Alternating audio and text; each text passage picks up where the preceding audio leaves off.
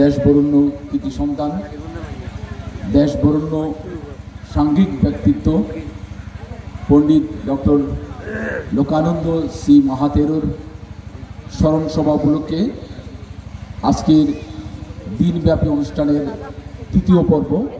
সেই তৃতীয় পর্বে মঞ্চে ভূমিষ্ঠ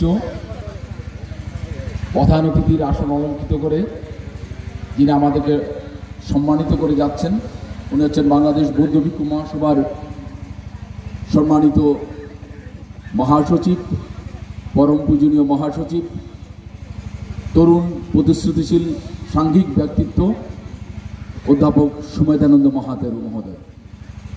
এবং মঞ্চে আরও ভূমিষ্ঠ আছেন, তাও আমাদের বাংলাদেশ বুদ্ধিস্ট মঙ্ক সোসাইটির সম্মানিত কর্মকর্তা, বাগ্মী প্রবর শ্রদ্ধাভাজন ভিক্ষু ব্যক্তিত্ব বদন্ত তন্নাঙ্কর থেরো মহোদয়। উপস্থিত আছেন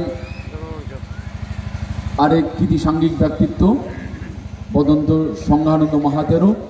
অনুত্তর পূর্ণকীর্ত ভিক্ষু সংঘকে আমি বন্দনা জ্ঞাপন করছি।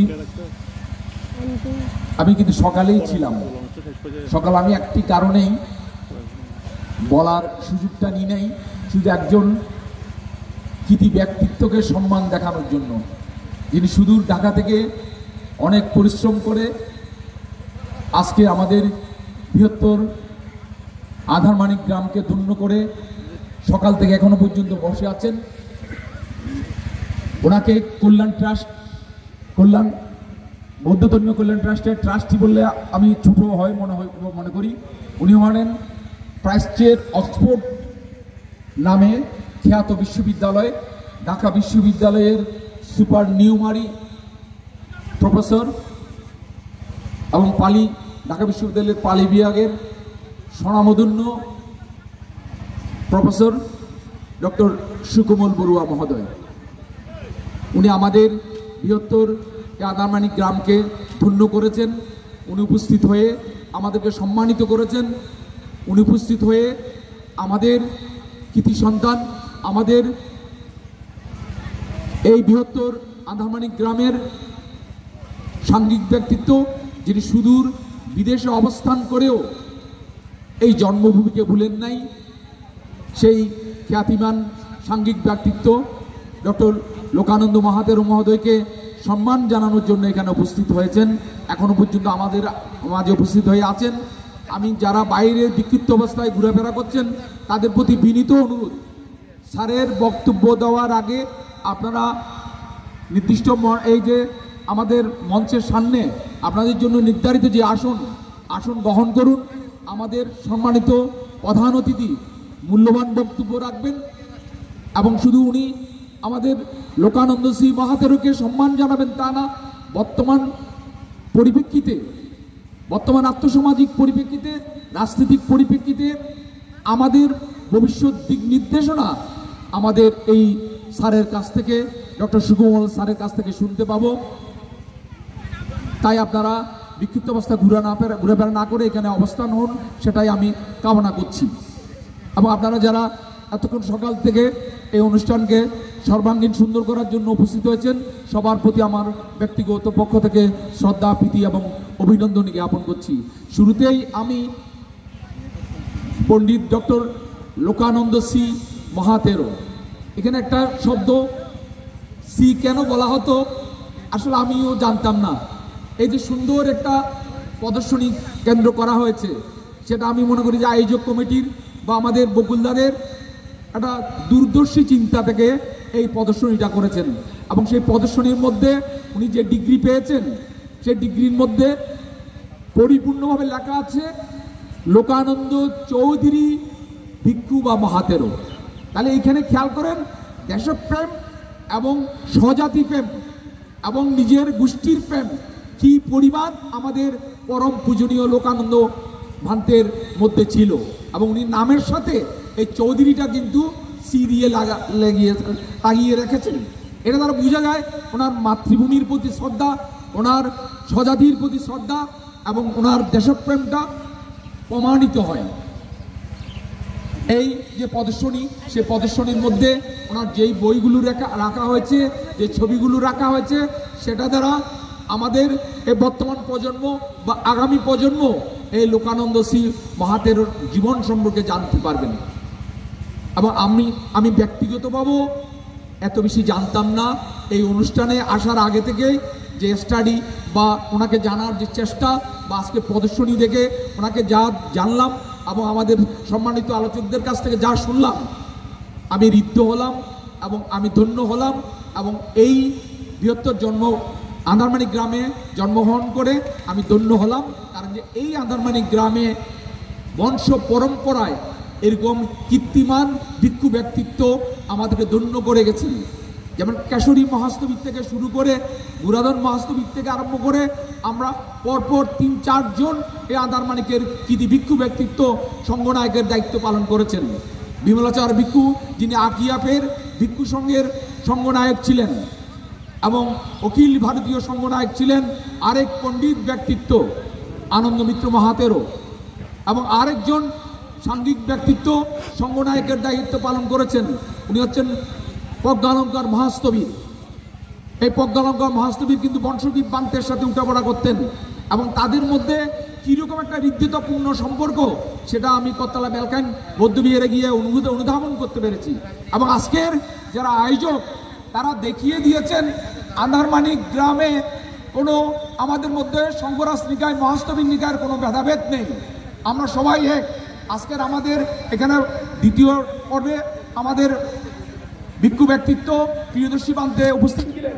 যখন উপসংঘরাজ হয়েছিলেন তখন কিন্তু আমরা এই আন্ধারমানিক গ্রামবাসী সবাই মিলে ওনাকে সংবর্ধনা দিয়েছিলাম। তার পরবর্তীতে আবার আমরা আন্ধারমানিকের বাস্তবীর সংঘরাজ নিকায় নির্বিশেষে সবাই মিলে আমাদের আজকের অনুষ্ঠানে যিনি উপস্থিত ছিলেন সংঘনায়ক, উপসংঘনায়ক এবং বাংলাদেশ বৌদ্ধ ভিক্ষু মহাসভার সভাপতি, সবাই কিন্তু আমরা ওনাদেরকে সংবর্ধনা দিয়েছিলাম। তাই আজকের এই অনুষ্ঠান প্রমাণ করে আমাদের বৃহত্তর আন্ধারমানিক গ্রাম আমরা কোনো নিকায়ের সাথে সম্পৃক্ত না, আমরা সবাই নিকায় নির্বিশেষে আমাদের সমাজ সধর্মের উন্নয়নের জন্য আমরা কাজ করে যেতে আগ্রহী। এবং যেটা আমাদের লোকানন্দ ভিক্ষু যেটা করেছেন সেটাও এই আসর থেকে, এই মঞ্চ থেকে পরম পূজনীয় ভিক্ষু সংঘরা কে কীভাবে আমাদের লোকানন্দ ভিক্ষু থেকে উপকৃত হয়েছেন তার ব্যাখ্যা দিয়েছেন বা তা বর্ণনা করেছেন, এবং বর্ণনা শুনে আমরা অভিভূত হয়েছি। এরকম একজন সাংঘিক ব্যক্তিত্ব আমাদের বৃহত্তর আন্ধারমানিক গ্রামে জন্মগ্রহণ করেছিলেন এবং আমাদের এই মাটিকে ধন্য করেছিলেন এবং আমাদের এই মাটিকে পবিত্র করেছিলেন। এবং এই লোকানন্দ মহাতেরও অসম্ভব সংগ্রাম করে এই অবস্থানে যেতে পেরেছেন, কিন্তু আমরা দুর্ভাগ্য উনি কিন্তু প্রচার বিমুখ মানুষ ছিলেন। আমরা একটু হই সেটাকে বড় করে প্রচার করে থাকি, কি শুনলে পাই, কিন্তু আমাদের লোকানন্দ শ্রী মহাদেরও এত উচ্চ পদে আসীন হয়েও সমাজ সধর্মে এত ত্যাগ স্বীকার করেও তখনও কিন্তু প্রচার করেননি। এবং বকুল্লা কিছুক্ষণ আগে আমরা বকুল্লার সাথে কথা বলছিলাম প্রদর্শনী কেন্দ্রে, এবং বকুল্লা বলেছেন বান্ধে ওনাকে বলে গেছেন আমার জন্য আমি যখন মরে যাব তখনই করবে, তার আগে কোনো কিছু করবে না। কিন্তু যা কাজ করেছেন সেটা অসাধ্য, কল্পনা করা যায় না। এবং আমি মনে করি যে আমাদের সঙ্গের মধ্যে এরকম সাংঘিক ব্যক্তিত্ব হাতে গোনা কয়েকজন আছে কিনা সন্দেহ। শুধু উনিকে আমাদের বৌদ্ধ ধর্ম দর্শন নিয়ে কাজ করেছেন তা না, যা আপনাদের এই আন্ধারমানিক গ্রামের ওই কৃতি সন্তান চট্টগ্রাম আইনজীবী ছাত্র সংসদের সাবেক নির্বাচিত বিধি এবং মানবাধিকার কর্মী এবং ক্যারাসেমিয়া সেবা কেন্দ্রের প্রধান সমন্বয়কারী যে আবৃত্তি করেছে লেবাবুড়ুয়া আইনজীবী লেবাবুড়ুয়া, সেইটার মধ্যে প্রতিফলিত হয় উনি শুধু দর্শন নিয়েছিলেন না, উনি আমাদের সাহিত্য নিয়েছিলেন। তারপর উনি বুঝতে পেরেছিলেন এই যে আমাদের চর্যাপদ বাংলা সাহিত্য সংস্কৃতির কাব্যের আদি নিদর্শন, সেই চর্যাপদ রচনা করেছিল ভিক্ষু ব্যক্তিত্বরা, আমাদের বৌদ্ধ সিদ্ধাচার্যরা। আমাদের লোকানন্দ মাহাতের শ্রী মাহাতেরও কিন্তু এই কাব্যচর্চা করেছিলেন এবং কাব্যচর্চা শুরু করেন নাই। এই কাব্যচর্চার মধ্যেই উনি তারা হুজুরের কথা বলেছেন, এই কাব্যচর্চার মধ্যেই উনি মক্কা খালের কথা বলেছেন, এই কাব্যচর্চার মধ্যে উনি কাঠার বাংলার কথা বলেছেন। এইভাবে উনি অনেক গ্রন্থ রচনা করেছেন। গ্রন্থগুলি রচনার মধ্য দিয়ে আমাদের সমাজকে উজ্জ্বলিত করেছেন, আমাদের পরবর্তী প্রজন্মকে উজ্জ্বলিত করেছেন। আমি মজুমদার কাছ থেকে যে জিনিসটা জানতে পেরেছি, জেনে খুশি হয়েছি। উনি চাচ্ছেন যেহেতু উনি কি করেছেন না করেছেন এগুলো 24 ঘন্টা হয়ে যাবে, আমি দিকে যাচ্ছি না এবং আমাদের আরো বিরুদ্ধ হয়ে যাবেন। ওনার মূল্যবান বক্তব্য শুনবো প্রফেসর ডক্টর সুকুমার বড়ুয়ার কাছ থেকে, ওই জন্য আমি ওদিকে যাচ্ছি না। এবং দাদা বন্ধুরা যে কথা বললেন, ওনারা একটা ফাউন্ডেশন করবেন, ফাউন্ডেশন করার মাধ্যমে আমাদের লোকানন্দ শ্রী মাহাদেরকে তুলে ধরবেন এবং ওনার প্রতিষ্ঠানের মাধ্যমে শিক্ষা বিস্তারে কাজ করে যাবেন এবং সমাজ কল্যাণে কাজ করে যাবেন। এবং আমরা ওনার জীবনী থেকেও দেখতে পাচ্ছি, আমাদের জন্মাদি যে বইটা লিখেছেন সেই বইটা থেকেও আমরা দেখতে পাচ্ছি যে কি উনি কিভাবে পদ্মার অঞ্চল থেকে বা সুদূর বিদেশে থেকে শিক্ষার জন্য, চিকিৎসার জন্য এবং সাধারণের বিকাশের জন্য অব্যাহতরে দান করেছেন। কিন্তু আমরা দান করলে কিভাবে সেটা ফলাও করে প্রকাশ করি, কিভাবে ফেসবুকে ফলাও করে প্রকাশ করি, কিন্তু আমাদের লোকানন্দ শ্রী মাহাতো সেটা করেন নাই। এখানে হচ্ছে ওনার পার্থক্য প্রদান, এখানে হচ্ছে ওনার পার্থক্য। উনি পরম ত্যাগী মানুষ এবং বচার বিমুখ মানুষ এবং জ্ঞানের সাধক ছিলেন। এরকম জ্ঞানের সাধক আমি কিন্তু আমাদের সঙ্গের মধ্যে খুব কম দেখে থাকি। উনি সুদূর শ্রীলঙ্কাতে গেলেন, শ্রীলঙ্কাতে গিয়ে ডিপ্লোমা ইন বুদ্ধিস্ট স্টাডিজের মধ্যে ডিগ্রি অর্জন করেছেন এবং ওইখান থেকে স্নাতক ডিগ্রি অর্জন করেছেন। সবচেয়ে গুরুত্বপূর্ণ একটা বিষয় ইন্দোলজির উপর উনি স্নাতক ডিগ্রি অর্জন করেছেন। না, এখানে উনি থামে যেতে পারেন না। উনি আবার 1982 সালে করে গেলেন সুদূর আমেরিকাতে, ক্যালিফোর্নিয়াতে। ওখানে গিয়ে উনি স্কলারশিপ নিলেন, স্কলারশিপ নিয়ে আবার লাইব্রেরি সায়েন্সের উপর ডিগ্রি নিলেন এবং লাইব্রেরি সায়েন্সে উনি কাজ করতেন। কাজ করে 65 বছর বয়সে উনি পিএইচডি ডিগ্রি অর্জন করেছেন। এখানেও কিন্তু ওনার এই জীবন থেকে আমরা কি পেতে পারি, আমরা স্পিড পেতে পারি, এখান থেকে উৎসাহ পেতে পারি, অনুপ্রেরণা পেতে পারি। 65 বছরও যে পিএইচডি ডিগ্রি অর্জন করা যায়। তাহলে এইভাবে এবং উনিও যারা আমেরিকা গেছেন, আমাদের বড় প্রতিনিধিরা উভয় নিয়ে বিজ্ঞরা যারা উপস্থিত হয়েছেন, ওনারা নির্দ্বিধায় বলেছেন ওনার মধ্যে বিকায়গত কোনো সংকীর্ণতা ছিল না, কোনো হীনমন্যতা ছিল না, অনেক উদার মানসিকতা ধারণ করতেন। কেন করবেন না? উনি ছিলেন আমাদের মহাসংঘ নায়ক বিশ্বকানন্দ মহাস্তবীরের শিষ্য এবং ওনার বিশ্বকানন্দ মহাস্তবীরের প্রধান অনুসরণ করেছেন।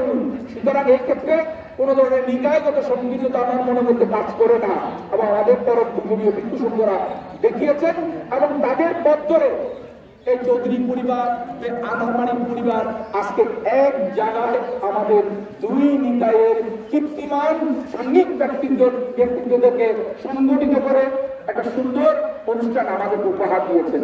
ওই জন্য আমি আর সময় আমার ঠিক হবে না। ওই জন্য আমি চৌধুরী পরিবারকে, বকুলদাদেরকে এবং সুমুলদাকে যে কাজটা করেছেন, সুমুলদা এবং অভিনেতারা যে কাজগুলো করেছেন, সেটা আমাদের আদারমানি গ্রামের গর্ব এবং তারা আমাদের আদারমানি গ্রামের ঐতিহ্য সে ঐতিহ্যকে বহমান রেখেছে। ওই জন্য সুমুলদা সহ এবং দাদারা যারা কাজ করেছেন, সবাইকে আমি আমার ব্যক্তিগত বক্তব্যে ধন্যবাদ জানাচ্ছি, কৃতজ্ঞতা জানাচ্ছি। বক্তৃতার কাছে আমার একটা অনুরোধ থাকবে, আমি চেষ্টা করি লেখাপড়া করতে এবং কোন বৌদ্ধ, হিন্দু, কোন বৌদ্ধ গিরি কি বই কখন করেছে লিখেছেন সেটা পাঠ করার চেষ্টা করি। কিন্তু দুর্ভাগ্যের বিষয় ভারতে বইগুলো পাওয়া যায়নি। পাওয়া যাওয়াটা দুরূহ। কেন দুরূহ? খেয়াল করে দেখবেন এই বইগুলো বিশেষ 8টা বই লিখেছেন, 4টা বই হচ্ছে ইংরেজিতে। আবার ইংরেজি যে বইগুলো লিখেছেন এগুলো যেন কোনো প্রকাশনা সংস্থা থেকে বের হয়নি। সেটা আমাদের গবেষক দাদা আছেন, প্রফেসর দাদা আছেন, ডক্টর সুকুমার বড়ুয়া, উনি বলবেন এগুলো হচ্ছে মতিলাল থেকে বের হয়েছে।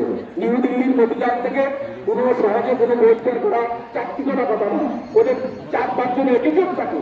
এডিটরগুলি দেখলে দেখার পর যদি প্রকাশনা উপযুক্ত হয় তাহলেই ছাপায়, তাহলে কখনো ছাপায় নিউ দিল্লি থেকে।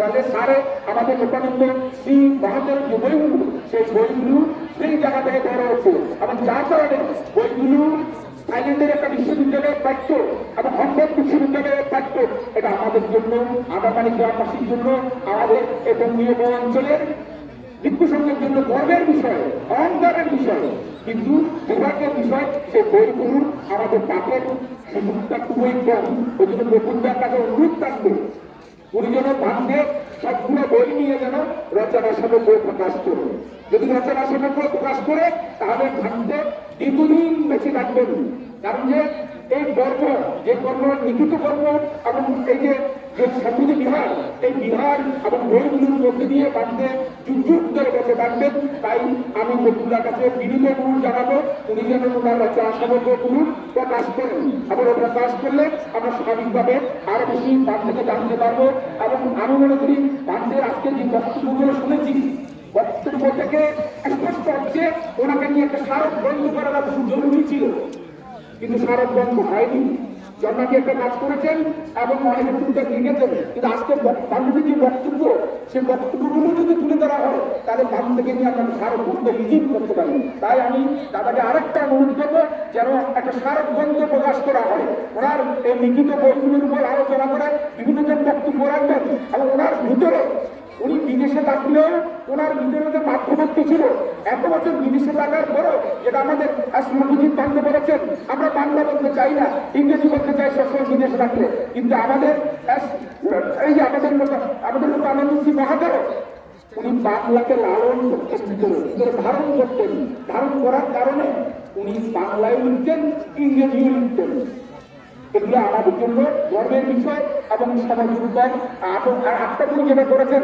দাদা নিশ্চয়ই জানেন সেটা হচ্ছে আমাদের সবচেয়ে অভিনব যেটা নিয়ে যে কাজটা করেছেন সেটা হলো অসাধারণ কাজ শুধু অসাধারণ কাজ করেন নিজে বহু ভাষাবিদ তার প্রমাণও দিয়েছেন সেই বইটা ফ্রান্সে ছিল ফ্রান্স থেকে ইংরেজি হয়েছে উনি ইংরেজি থেকে সংস্কৃত ভাষায় অনুবাদ করেছেন তাহলে দেখেন সংস্কৃতিতে ওনার কি পরিমাণ পাণ্ডিত্য ছিল জার্মান ভাষা থেকে আরম্ভ করে জাপানি ভাষা থেকে আরম্ভ করে এমন কোন ভাষা উনি জানতেন না এরকম মানুষের সাথে এরকম সাংবাদিক ব্যক্তিত্বের সাথে আমাদেরকে পরিচয় করে দিয়ে এই আয়োজক কমিটি বা আমাদের চৌধুরী পরিবার বা আমাদের নতুন দ্বারা আমাদেরকে কৃতজ্ঞতার পাশে আনন্দ করেছেন আমি আর সময় না নিয়ে তাদের জন্য সময় দেওয়া রাখাটা আরো উচিত আমি আবারও আমাদের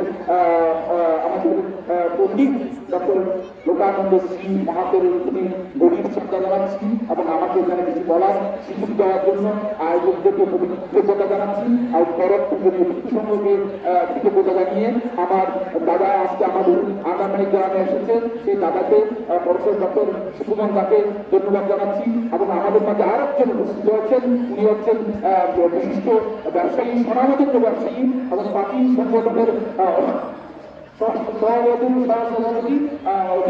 ঐতিহ্যবাহী প্রতিষ্ঠান যেটা আমাদের বৌদ্ধ সমাজের মধ্যে প্রথম সংগঠন যেটা বাংলাদেশ বৌদ্ধ সমিতির উনি হচ্ছেন সহসভাপতি